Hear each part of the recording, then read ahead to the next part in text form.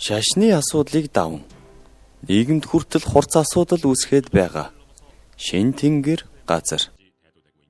Шин тэнгэр газар хэмээх буруу урсгалын тухай хэр зэрэг мэддэг вэ? Өгсөн сүнснүүд байдаг. Бурхны үгийг гэрчиж байгаад өгсөн сүнснүүд байхад түүний дараа тэгвэл ангасан сүнснүүд болон мөрөж хүндэгддэг нэгэн байна. Энэ хоёр нэг болдог. Тэгхийн бол нэгэн сүнс нөгөөх нь махан бий. Энэ урсгалын толгойлогч ийм ан хийн. 31 жилийн өмнө шин тэнгэр газар бүлгийг бий болгосон анхны сэтгч. Үүсгэн байгуулахын зэрэгцээ тасралтгүйгээр буруу урсгалыг өнгөлөн далдалсан оролдлого хийгээ зогсохгүй. Хүчээ авч өргөжин тэлсэн шин тэнгэр газар хэмээгч тэр үндэс нь хаанаас эхлэлтэй болохыг мөн сургаал үзэл нь хэрхэн зохиогдсныг одоо төлөвлөх гэж байна. 1950 оны Солонгосын дайн гэгдэх үндэсний энэ үмэн дунд нийгмийн эмзэг давхаргийнхны сэтгэл зүйг өдөн Библийг говьлон тайлбарсан Христийн шашны буруу урсгалын бүлэг бий болж эхэлсэн. Мөн Симеонтэй хамт Ким Бигмэнээс нөлөө авсан Пакт хийсэн ахлагч байдаг. Пакт хийсэн 1950 оны хагаст Жон Дуганыг байгуулсан бөгөөд тухайн үед Пакт хийсэн ахлагчийн ерөөсөн ус бүх өвчнийг эдгэх өвдөстэй гэсэн цуу яриа тархан. Ийм анхны толгойлогч ужиг өвчнийг эдгэх зорилгоор Жон Дуганд орох болсон. Тэндээ 10 жил итгэлийн амьдралаар амьдарч Жон Дуганы нөлөөллөөр боссон хүмүүсийн хэлдгээр Гуачаны бяцхан хураг гэгдэж байсан Жужи ойлын номлыг сонсоод ийм ухааны ариун асар дуганд орох болсон.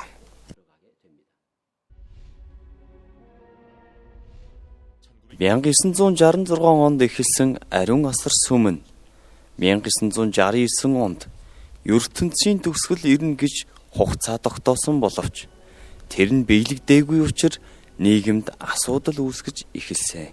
1976 оны 9-р сарын 6-ны өдөр толгойлогч UJ-ол хоригдсноос үүдэн итгэгчд нь ганц хоёроо орхиж явсаар ариун асар сүм нь байхгүй болсон. Төрсөн нутаг хөдөөрөө шилжин суурьсан ийм анхийн Мөнийн шашны лектор гаралтай Мөгёнгдөгийн 2 дахь мигмар гариг цуглаан ба Пегманбоны Сардэ цуглаанд 12 элчээр итгэлийн амьдралаа үргэлжлүүлсэн. 1980 оны 3 дугаар сард Сардэ цуглааны ертөнцийн төгсгөлийг тогтоосон хугацаанд бүтлгүйтмэгц эцэст нь ийм анхи шин тэнгэр газрыг байгуулсан. Ийхүү Солонгосын Христийн шашны буруу урсгалын оршин тогтнол Ким Пегмүнээр дамжуулан байгуулагдаж цаашид Мөн Сонмён, Пак Тэсон зэрэг сэргэлтийг харсан даган дуурайгчид өнгөлөн далдалсан буруу урсгалыг бий болгон өнөөдрийн шин тэнгэр газар Мөнийн шашны JMS зэрэг буруу урсгалууд гарч ирсэн. Өөрийн туулж ирсэн буруу урсгалын өнгөлөн далдалсан бүлгийн толгойлогч шиг авралыг зөвхөн шин тэнгэр газарт итгэгчл авч чадна гэж баталдаг ийм ан хийн шин тэнгэр газрыг байгуулсны дараа шин тэнгэр газар хэмээх оны чимэг ба далбай цэргийг хүртэл бэлтгэн итгэгчтэй даралсан. Мөн өөрөө үхлийг ялсан нэгэн Есүсийн сүнс оршсон нэгэн энэ үеийн аврагч хүн төрлөختний туслагчаар ажиллах болсон. Эцэг бурхан Есүсийг урд нь бид харж чадаагүй боловч одоо бид багшаараа дамжуулан ийхүү харж байна. Цуглааны удирдагчийн хүндлэлийг хүлээгээ зогсохгүй гал халуун дуулууртай байдал магтан дуу зэргээрээ хамгийн баталгаатай өнгөлөн далдалт хийсэн нь буруу урсгалын шашны нотлогоо юм. Шин тэнгэр газар нь толгойлогчоо бурханлаг шүтэн болгож Библийг өөрсдийн дураар санснараа дүрс үсгээр тайлбарлаа. Зөвхөн өөртөө аврал авдаг хэмээн ийм остгоо жирийн уламжлалт чуулганаас өөр өвөрмөц гэж ойлгодог. Бурхны сүнс оршсон хүнтэй уулзсны дараа би хууланд очиод цусаар бичсэн бичгээр Бурхны өмнө итгэмжит байхаа тангардаж итгэлээ эхлэх болсон. Ийм анхийн илчлэлт номыг ташаа орчуулан өөрийгөө дахин ирсэн Есүс хэмээн нэрийдэж шашны буруу үзэл сургаалыг заасан. Цагаан морьтой хаан бол багш, цагаан морь унсан нэгэн бол Есүс гэсэн бидтэй. Зөвхөн өөрийн зүйрлэл тайллаар Библийг нэгэнд тогтсон үндсэн сургаалаас өөрөөр тайлбарлан замбраагүй холж хутган тааруулж итгэгчдийг төөрөлдүүлсэн. Модон дээр жишээ авахад Есүс бол мод, шавнар нь мөчр гэж хэлсэн.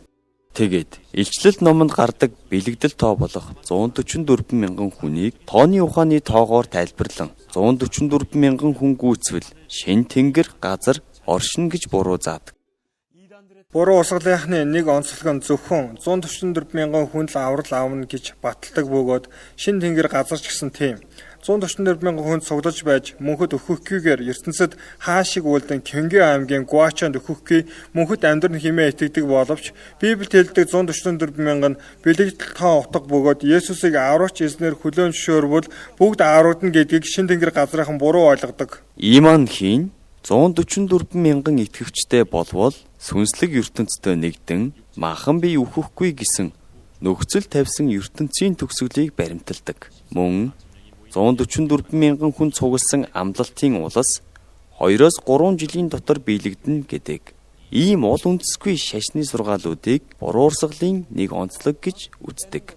Библиэлд нэмж Библиэс хасахыг буруу урсгал гэж илэрхийлсэн хэтрүүлсэн хэрэг биш юм. Тиймээс буруу урсгалынхны онцлогийг харахад толгойлогчоо бурханлаг шүтэн болгон эрүүл бус дадлын үзэл сурталыг баримтлан тэр өдөр ба тэр үеийг зөвхөн өөртөө л мэднэ гэж хэлэн ертөнцийн төгсгөлд хугацаа тогтоон баталж сурч боловсроогүй хүмүүсийг хуурж мэхэлдэг юмнууд буруу урсгалынхны онцлог байж болно. Дахин ирэх Есүс ба ертөнцийн төгсгөлийг үндсээ болгосон буруу урсгалын түүх нь одоо шин тэнгэр газраар дамжуулан үргэлжилж тэр үеийнхнээ өргөтгөж байна. Шин тэнгэр газрынхан би 144 мянган хүний тоонд орвол тэр бүх зүйл бүгд сэргэнэ гэж боддог. Тиймээс би 144 мянган хүний тоонд орох үе хүртэл бүх зүйлээ хойшлуулъя гэж боддог. Тэгээд сурагчид эрдэм намаа орхиж, ажилчид ажлаа орхин, гэрээ эзэгтэйнээр хөөгөө төсгөн байжуулах болон гэр орноо авч явах хүртэл бүгдийг орхин 144 мянган хүний тоонд орох гэж зүтгэдэг. Авралын тухай говьүүлсэн үзэл сурталаар тэд удахгүй ертөнцийн төгсгөл ирэх гэж байгаа мэт. Эрдэм номоо орхих, гэрээсээ яван гэр бүлээ буснуулж, бүр цаашлаад хүчирхийлэл, амиа хорлолт, аллах зэрэг үний ухаанд буумгийн үйлдэл гаргаж байна. 2002 онд Жоннам дээд сургуульд хууль бусаар орсон явдал. 2004 онд шин тэнгэр газраас гарсан хүнийг барьцаалсан бүлэг хүчирхийлэл. 2010 онд Пусаны Сэхагжан цуглааны галт түмэр болон амь насанд халтсан оролдлого. 2010 он шин тэнгэр газрын сургалтын дарга байсан Шин Хёнуг сайн мэдээ тараагчийг бүлэглэн дарамтлсан явдал. Шин тэнгэр газар буруу урсгалд автаж гэрийнхнээ уламжлан явахыг шаардсан. Эхнэрээ нүхэр нь алсан харамсалтай явдал гарсан. Үнэхээр нийгмийн хурц асуудал гэж бодож байна. Игч бид хоёр ээжийг тэрхий зүүнд нь орхисон гэж боддог. Бид үнэхээр гэм нөгөөлтөн бидэн шиг хохирогчод дахиж битгий гараасай л гэж. Шин тэнгэр газраас болж аз жаргалтай байсан гэр бүл агшин зуур бутарч тарсан. Үүгээрч зогсохгүй. Шин тэнгэр газар буруу урсгал нь эцэг их болон үр хүүхдийн хоорондох холбоогч тасалдаг. Эзэн нэмлэгт байна гэсэн чи ирээгүй. Дараа нь ярахад уучлаарай л гэж хэлсэн. Хичээлээ сайн хийж, орон нутгийн Христийн шашны нэртэй дээд сургуульд элссэн ийн даруй төлөв чуулгандаа хичээнгүй явдаг жирийн нэг охин байсан. Гэтэл шин тэнгэр газар давтснаас хойш баг багаар өөрчлөгдөн эцэг ихтэй уцаарлах тохиолдол ихсэж эцэст нь гэрээсээ явсан. Хизээ ирэх үү? Ээж нь маш их санаж байна. Өчтөр шөнө гэсэн жизүүдэнд ороод би навдаг үсттэй. Охинтойгоо 6 сарын дараа утсаар холбогдсон эх Ким нь шин тэнгэр газарт охиноо булаалгаад 2 жил орчим болсон. Тэр хугацаанд Кимийн сэтгэлд зүрхний оронд цээж дүрэн нулимс эзэлж байсан гэв. Би сайн мэдгүй л дээ. Гэхдээ бурхан эцэг ихтэйгээ огт талбай битгий байр уцаа битгий аав гэж заахгүй л бэлгүү дээ. Миний батхад би бүгдээ орхиод Ийм маягаар шин тэнгэр газраас болж хохирол амссан гэр бүл тоолшгүй их бөгөөд тэр хохирлын хэмжээнд их хурцтмал байдлыг үгээр илэрхийлэхийн аргагүй нүд халтрав. Ямар ч шашны байгууллага ялангуяа Христийн шашин гэдэг нь Тухайн шашинд хандсан золиостол эрүүл зөв болох үед гэр бүлийнхний орхих юм уу гэрийнхний удирдан авч чадахгүй зүйл хийдэггүй. Орон нутгийн нэгэн дээд сургуульд ажилладаг Ижон хүн сайн мэдээ тараагч. Тэр шин тэнгэр газарт автсан эхнэрээ нэг жил хагасын хугацаанд гэртээ орж ирэхгүй болмогц 2 хүүхдээ өсгөх эхийн үргийг гүйцэтгэх ёстой болсон. Манай эхнэр 2004 оны сүүлээр ханзны хичээлээр чимээгүй цаг хийж байгаад шин тэнгэр газрын хураагчд руу татагдан буруу усгал руу явах болсон. Тухайн үед чи битгий оч гэхэд ойлголоо. За гэж байсан хэрнээ үргэлжлүүлэн явсан. Шин тэнгэр газарт автсан эхнэрээ гэрээсээ явснаас хойш тэр буруу урсгалаас хүмүүсийг гаргаж авах үйл ажиллагаанд гар бие оролцох болсон Ижон хүн сайн мэдээ тараагч. Нэг удаа яасан мэдээхгүй машины дугуй хагарчихсан байсан. Тэгээд дугуйгаа аваад өсдөл цэвэрхэн хадаас иймэрхүү том хадаас шигдчихсэн байсан. Тийм тохиолдол нэг удаа болсон. Бас нэг удаа хин нэгэн машиныг минь шүргэж байсан. Тэр бас шин тэнгэр газрынхнаас үргэлжлүүлэн манай шин тэнгэр газрыг гүжирдвэл үхэн гэж мэдэрээ гисэн дарамтлсан захидал хүртэл авсан. Тэгсэн ч гэсэн тэр энэхүү ажилд гар бие оролцохоос өөр аргагүй болсон учраас нь хайртай эхнэрээ авчрах явдал гэв. Гэрээхнээс хин нэг нь өнгөлөнд алдаасан буруу усгалд автсан бол гэр бүлийнх нь бүх сэтгэл нь өвдөж харамсах болно. Бяцхан хүүхдүүдээс хөгшдөд хүртэл чуулган төдөөгүй ертөнц нийгэм рүү хөл тавихад ашиглаж болох бүх аргаад айчилдаг шин тэнгэр газар шиг буруу усгал байдаг юм байна. Бид 28 жилийн турш сурвалжаасан шалгасан юм шиг байна. Ялангуяа бид буруу урсгалыг таньж мэдэх гэдэг ном гаргасан боловч өдөр бүр зөвлөгөө авах гэж ирдэг агуулга дунд ямар буруу урсгалын тухай хамгийн их зөвлөгөө авсан бэ гэдэг судалтад шин тэнгэр газар байнга эхний нэгт ордог. Шин тэнгэр газрын шүтгчид ийм анхийг Бурхны цорын ганц орлогч гэж тооцдог. Ийм анхийд Есүсийн сүнс оршсон гэж итгэдэг. Тиймээс түүнийг Бурхан шиг дээдэлдэг. Хамт суусан биз дээ. Тэгэж хэлсэн. Би түн шиг ялагч нэгэн миний сэнтэд хамт сууна гэж хэлсэн биш үү? Ийм буруу үзэл сургаалт хуурдагдан ирээдүй болон амьдралаа дэмий зориулан зүтгэж байсан ийгэгч тэр эмэгтэй 2010 онд 2 найзынхаа ятгалгаар Библийн хичээлд оролцох болсон. Үүнээс хойш шин тэнгэр газарт автан гэртеж үзэгдэх нь ховорд мөхц. Гэрийнхэн нь бүхэл арга сүүгчлэн түүний сэтгэлийг эргүүлэх гэж оролцсон. Уйлан байж арилцсан хамт өхий гэж хүртэл хэлсэн ч би нэг ч нүдэ завчлаагүй. Шин тэнгэр газар тийм сэтгүүхийн сургалт байнга явуулдаг.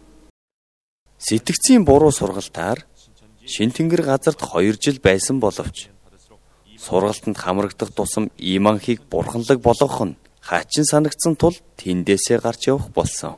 Гэтэл шин тэнгэр газраас тасралтгүй ирэх аргадалт ба дарамтаас үүдэн шин тэнгэр газрын шүтгчдийн явдаг ажилласаа гарт элгэн нутгаач орхих зовлонг туулах болсон. Тэнд тэр жижигхэн хотод шин тэнгэр газрын 500 залуучууд байсан. Тэр хотод дахин очивол тэдгээр хүмүүстэй таарлцчих болохоор одоо өөр газар ирчгээд байгаа нэ.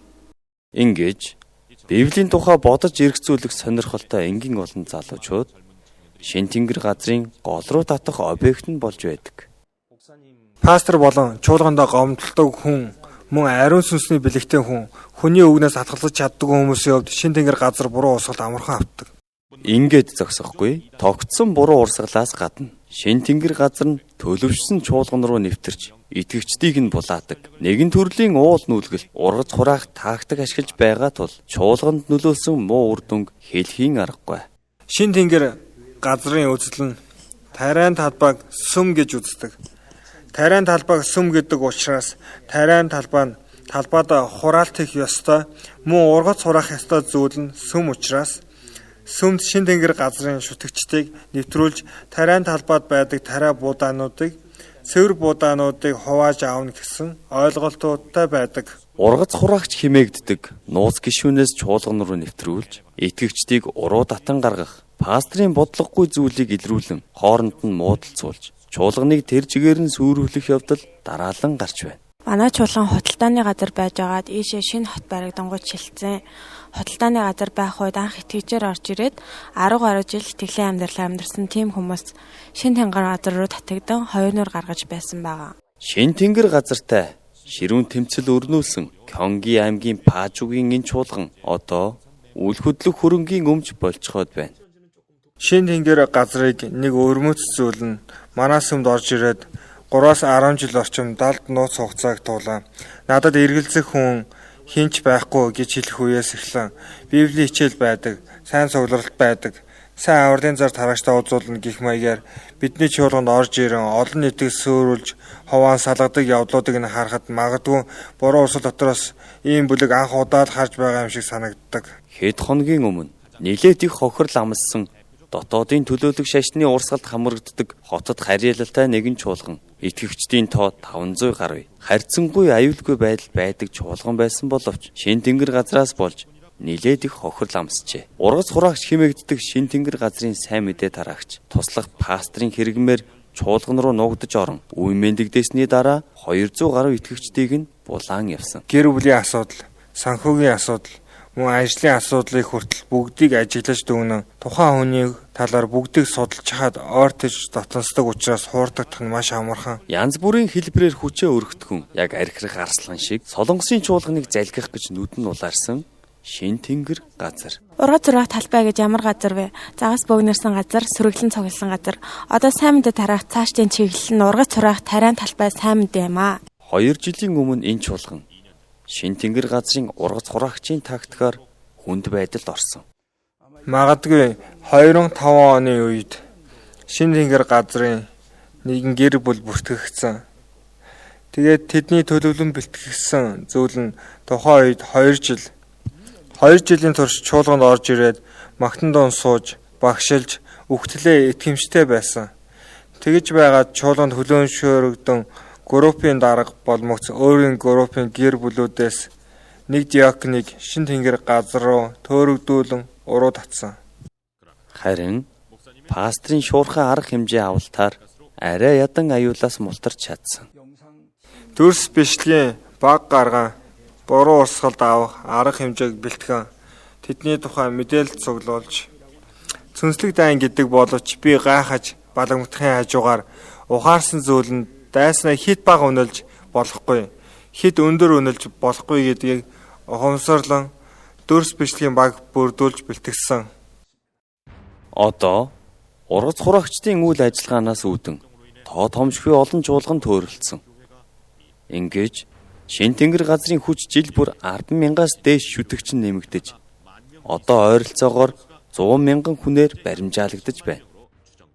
Энд шин тэнгэр газарт уруу татагдж байгаад сэтгэлд нь эргэсэн итгэгчид цугларан үрээ зассан чуулган. 20 жилийн турш шин тэнгэр газрын хольж тохируулах маягаар хийдэг Библийн хичээл автаж байгаад 2006 оны сүүлээр шин тэнгэр газраас гарч ирэн түүнээс хойш тэдний худал хуурмгийг мэдгэдэхэд амбие зориулсан шинэ хянуг пастор.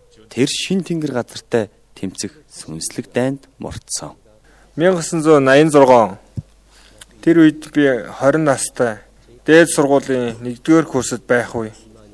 Манай тэргүүн пастор ийм анхны толгойлогчид Библи сурахаар шав орсон мэдэлгүй.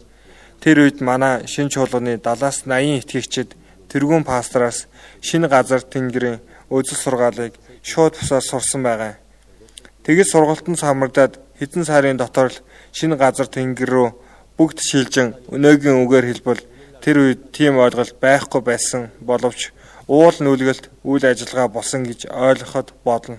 1987 оноос чуулганд бүртгүүлэн залуучуудын багийн дарга сургалтын лектор буюу шин тэнгэр газрын сүмийн тэргүүн 1995 онд илчлэлийн 7 сүнс болох 7 сургалтын даргаар ажилласан. Тийшээ очиод аль хэдийн баг байхаас л шашны үзэл тархиа угаалгасан би. Шашны сургаад улаарчсан байсан учраас 20 жилийн турш олон удаа ойлгомжгүй учир нь олдохгүй зүйлс байсан боловч тэглээч ямар нэг хүсэл байгаа байх хэмээн зүгээр л итгэлээр түүнийг бүгдийг ойлгонд даван туулж ирсэн чинь 2006 оны сүүлээр бие мах бодийн мөнх амийн үзэл сургаал гэдэг юм байдгийн. Энэ нь бурхантай нэг болж махан би ихэхгүй гэсэн шашны үзлийг Библийг бус болохыг ухаарч ийм анхны толгойлогч нэгэн эмэгтэйтэй санаанд орон үзүүл хийснийг сонсоод маш хүн цохилтонд орж эргэлзэх шижиг сүрсэн. Тэгээд тентхийг хайж яван эцэст нь эзний ажлыг хийж байхдаа хүчирхийлэлд хүртэл өртөн тийм хэрцгий балмад явдал болчихсон. Тэгсэн ч гэсэн эд цэцэглэж байх үедээ дахиж над шиг хохирогч гарахгүй байхыг хүсэн. Шин тэнгэр газарт уруу татагдсан хүмүүсийн төлөө өдөр шөнөгүй хүчин зүтгэж байна. Тийм шин сайн мэдээ тараагчийн зүтгэлийн хэм болов. Энэ газарт сэргэлт эдгэрлийн гайхамшиг үргэлж бий болдог. Бие биенийхээ өвдөлт шарахыг хэтэрхий сайн мэддэг болохоор улам илүү ариун сүнсэн дотор халуун шатсан итгэгчид тэдний төр төрхөөс инээмсэглэл тасардаггүй. Хэсэг хугацааны дараа санаандгүй бичлэг хийж байх үед бид шин тэнгэр газрынхантай таарлцсан. Чуулган мөн үү? Тэглгүй яах вэ? Чуулган бурхны гэр мөн үү? Тэглгүй яах вэ? Таны гэр үү, бурхны гэр үү? Бурхны гэр шүү дээ. Тэгвэл бурханд итгэдэг хүн. Тэнгэрийн газрынхаа ингэж болж болохгүй. Ингэж болохгүй. 2 хоногийн өмнө гэрийнхнийхээ ятгалгаар зөвлөгөө авахар ирсэн итгэгчийг хайж ирсэн нь энэ. Зөвхөн зөвлөгөө авахар явдаг хүнийг хайдаг мэрэгжлийн мөрдөх баг тустай байдаг. Цадуудаарай. Хурдан гараач. Сонсч өөрөө дургуутсууд явна. Өөргөө санд биш штэ. Өөргөө бодол хамгийн чухал эндээс явбал. Үгүй, та түр туйл арга хэмжээ аавна. Үгүй, өөргөө сандлыг сонсчоод явна гэж байна.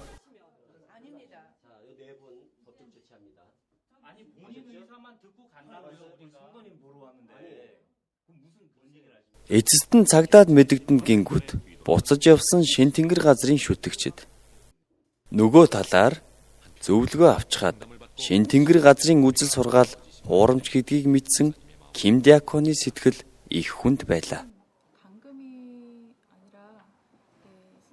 Үнэндээ бол энд хоригдсан биш шин тэнгэр газар хуурамч болохыг мэдээд би энд зөвлөгөө авах газарт ирсэн. Илүү сайн мэдэж авахар ирсэн. Тэднийг туслахаар ирсэн гэдгийг мэдэж байна л та. Тиймээс сэтгэл минь их өвцөн. Шин тэнгэр газрынхан ч гэсэн үнэн гэж юу болохыг мэдэж тэндээс гарч ирээсэй гэсэн сэтгэлээр маш их завж байсан.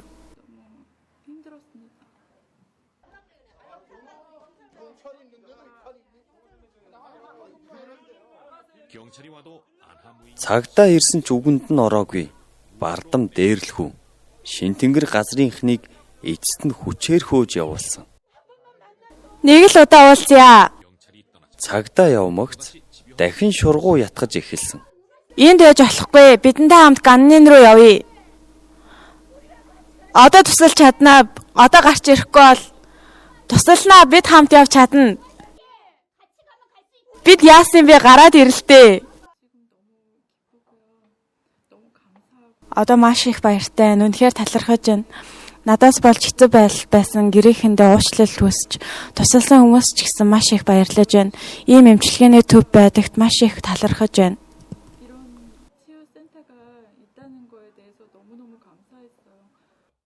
Шин тэнгэр газрын шүтгчид ихэнх нь зөвлөгөө авах болвол тухайн үннийг мэдээд 80-90% нь сэтгэл нь эдгэрдэг гэв.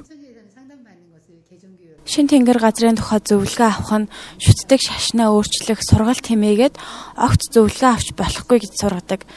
Тэгвэл зөвлөгөө авах нь сайн мог мэдүүлэгч модны жимсийг идэх явдал бөгөөд сайн мог мэдүүлэгч модны жимсийг идвэл чиний сүнс өвхөн. Тийм учраас шин тэнгэр газраас гэрийнхэн чинь мэдчихвэл шин тэнгэр газрын итгэлээ сахихын тулд эргэлзэж тэнэгэлзэлгүй итгэлээ хамгаалахын төлөө гэрээсээ явахыг хүртэл зоригтой алхам гэж хэлдэг. Шин тэнгэр газар руу хүмүүсийг дагуулж очих нь хохирол боловч шин тэнгэр газарт байж агаад гарч ирсэн ч тэдний зүрх сэтгэлийг дахин чуулган руу очиж чадахгүй болгож өөрчлөх нь ч гэсэн маш том хохирол юм аа. Магадгүй чуулганд дахин очлооч гэсэн сайн зохицож чадахгүй байдаг бөгөөд энэ нь чуулган болон пастрыг юмл бол шүүмжилж зөвхөн ийм анхийл үнэн гэж заадагт оршино. Ирэх мэдлээ жирийн чуулганы хончид цугларт хийх юм уу хааны газар очивол хоод эдэгтээс тусгай хүндлэл авч унтахт нь тусгаалаа ханддаг. Пастор гэдэг тэр нэрээс үүдэн ганц зүйлээр Ийм төрөл бүрийн хэлбэрээр худал ярьж, овжин аргаар гэр бүл, нийгмийг унгаасан нийгмийн эсрэг бүлэг бол Шин Тэнгэр газар юм. 2010 оноос хойш Шин Тэнгэр газрын үзэл сургаалаа заах тактик нь илүү хурц болж байна. Уулзалт нэрээр өнгөлөн далдалсан сайн дурын байгууллага Тэнгэр газрын мэдээ гэдэг сонин хүртэл дайчлан имижээ шинчлэхээр төлөвлөж байна. Цаашлаад уулзалтын төлөөлөгч Ким Намхигийн үе залгамжлах тогтолцоог улам батжуулж байна. Уулзалт нь орон даяар 60 гаруй салбартай зохион байгуулах хүчээ авсан өнгөлөн далдалсан сайн дурын байгууллага. Шин Тэнгэр газар нь үүгээр дамжуулан гадаадад үйл ажиллагаагаа өргөтгөн улс төрийн хүчинтэй нэгдэн ажиллаж байна. Ийм анхны ерөнхий захирал эхнэр болон энд буй Шин Тэнгэр газрын итгэгчид та бүхэнтэй хамт байхыг өрөөж байна.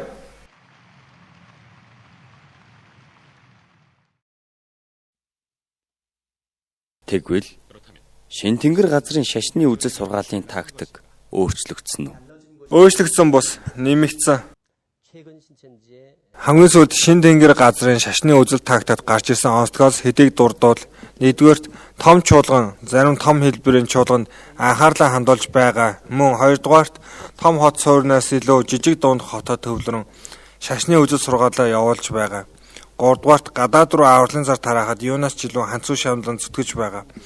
Тиймээс үүний дагуух бидний бэлтгэл бол том чуулган, зарим том хэлбэрийн чуулганд илүү идэвхтэй арга хэмжээ авахд бэлэн байх ёстой ба жижиг дунд хотод жижиг хот суурьнд хараахан Шин Тэнгэр газрын хохирол баг газарт христийн шашны нэгдсэн зөвлөл юм уу? Чуулганы нэгдсэн зөвлөөс өөрчлөлтөн идэвхтэйгээр сэрвжлэх хэрэгтэй. Бас гадаадын авралын зар тараагчид мөн гадаад сурдаг оюутнуудад энэ асуудал идэв анхаарлаа хандуулан өөрчлөлтөн сэргийлэх хэрэгтэй байна. Ингэж хэлмээр байна.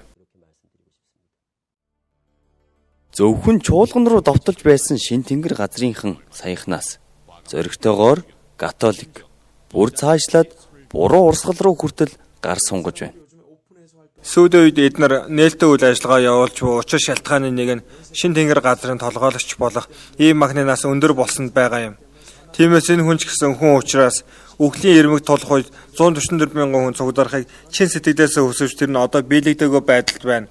Тийм учраас аль болох хурдан нээлттэйгээр үйл ажиллагаа явуулж илүү олон хүнийг шашны үржлээр ухуулан төөрөлдүүлэх гэсэн зорилгоч байгаа байх гэж бодон өнгөрсөн хугацаанд нууцаар явуулж байсан бол одоо нээлттэйгээр өөрсдөө тийм муу буруу усгатын байгууллага биш гэдэг тухай сурч ажиллагаа өөрсдөө зөвтгөх шинжтэй ятгадаг бас толгойлогч нь амь байх хугацаанд тэр тоог гүйцээх гэж янз бүрийн зорилгоо нэгтгэн тиймхүү нээлттэй үйл ажиллагаа явуулж байгаа юм шиг байна гэсэн бодол төрдөг. Одоо ч гэсэн тэд нар 144 мянган хүний тоонд амиа тавин бие чи гэлгүй сайн мэдээнд зүтгэдэг. Бас олон янзын тактикийн аргууд нь ч гэсэн бусад буруу усгалтай харьцуулахад олон талт аргаар хотхонч бай, гадаач бай, чуулган, бяцхан хүүхэд, өндөр насны гэлгүүн ойртон давтлах арга барил нь ихсэн тооцогддог буруу усгалуудын нэг нь Шин Тэнгэр газар болов уу гэж боддог. Одоо ч гэсэн олон итгэгчид Шин Тэнгэр газрын үзэл сургаалд төөрөлдөн худал хуурмагт эзэмдүүлж байна. Эднэр ийм анхийг мөнх амьтаа гэж итгэдэг. Ийм анхийг өгсний дараа эднэр ямар зүйлтэй тулгарх бол? Нэгдүгээрт нийгмийн маш том талархлыг төсөөлж байгаа. Саяхан Мөнийн шашны толгойлогч Мөн Сонмё 93 настайдаа үхсэн. Мөн Сонмёны мөрөөр дагсан ийм анхийг одоо гадаад руу хүчээ өргөтгөж байна. Өнөөдөр Өмнөд дэгдэж буй Библийн төгсгөлийн үеийн тухай лекц унших шашны удирдагч Никос Пилттэй уулзлаа. Бүгд найрамдаа Солонгос улсын христийн шашны лектор ийм анх нь ишлэлийн биелэл ба Библи тэмдэгдсэн маргааны объект болох төгсгөлийн үеийн тухай гэрчлэхээр ирсэн гэж ярьдаг. Буруу Библийн хичээлийг ялгалгүй сүнсний залинд өртсөн Шин Тэнгэр газрын шүтгчид тэдэж гисэн хохирогчд байж магадгүй. Шин Тэнгэр газраар хохирол амсч буй хүмүүс туслах арга нь эхлээд батлагдвал шууд харьцалгүй бидэн шиг зөвлөгөө өгдөг хүмүүс болон мэргэжлийн хүмүүсээс зөвлөгөө авахыг хүсч яаж туслах ёстой вэ гэдэгт хийж чадах арга бодож үзэх нь дээр гэж бодож байна. Өнөөдрийн лазер шоуд гол дүрийн хүнээ урья.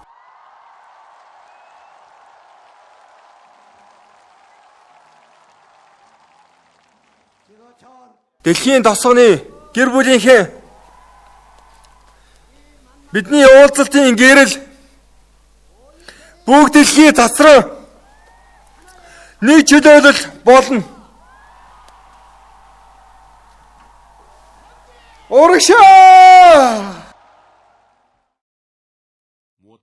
Юунаас ч илүү хамгийн чухал нь төлөвшсөн чуулган сүнсээр соргог байж итгэгчдийг буруу урсгалаас хамгаалах юм.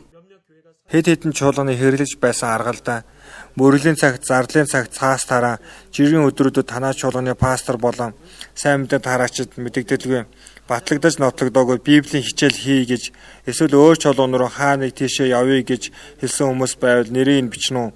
Тэрүүн пастор нууцыг хадгалах бөгөөд чуулганаа хамгаалах зохистой аргаар ашиглах болно гэж хэлтэл нэрийг нь бичсэн хүмүүс их байсан.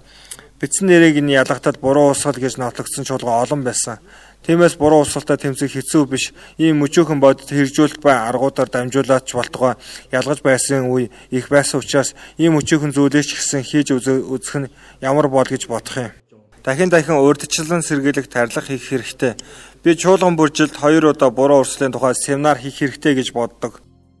Үүнээс гадна үндсэн үзэл сургаалтыг чангадгах ба чуулганы эрүүл мэндэд сэргэлт хэрэгтэй.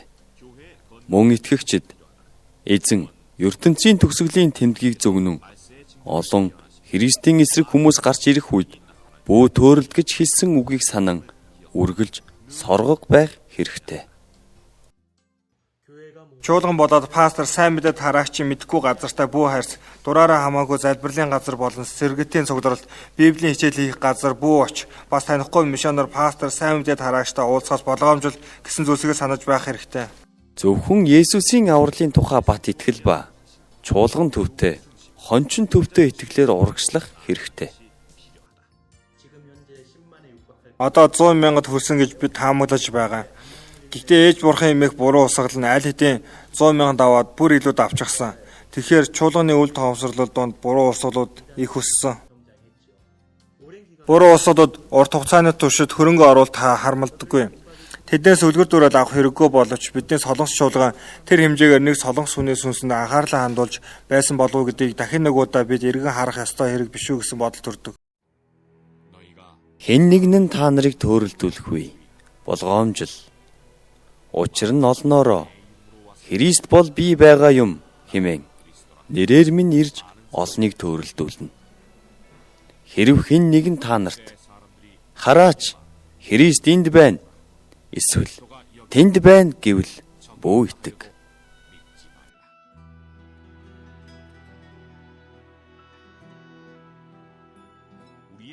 Бидний дайсан бол буруу урсгал биш. Буруу урсгалын талаарх мэдлэггүй байдал ба үл тоох байдал юм. Шин тэнгэр газраас болж хохирсон гэр бүлийн 10 алхмаас илүү 10 итгэгчийн нэг алхам юунаас ч илүү гүнэх хэрэгтэй үе.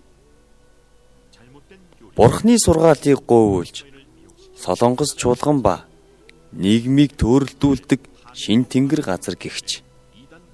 Буруу үзэл сургаалаар жинхэнэ Христ итгэгчийг уруу татан самууралд унгааж чуулган ба нийгмийг сүрэл рүү түлхэн оруулдаг. Эдгээр өнгөлн далдалсан буруу урсгалын тактикт дахин нүд алдахгүй, төөрөлдөхгүй, уруу татагдахгүй байх хэрэгтэй.